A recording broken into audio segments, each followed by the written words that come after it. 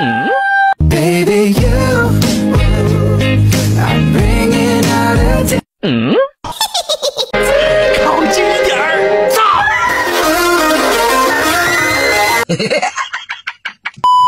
Kilig na kilig pa naman ako guys. Tapos pagtutripan lang pala ng boyfriend niya. Ada.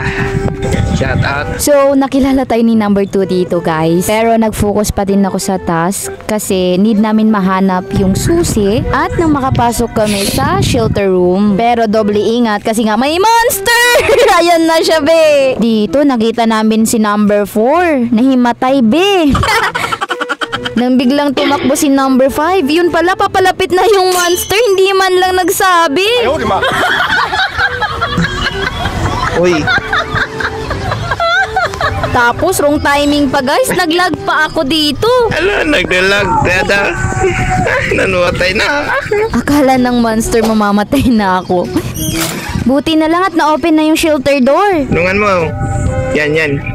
Wait lang, heal kita bro. Heal kita.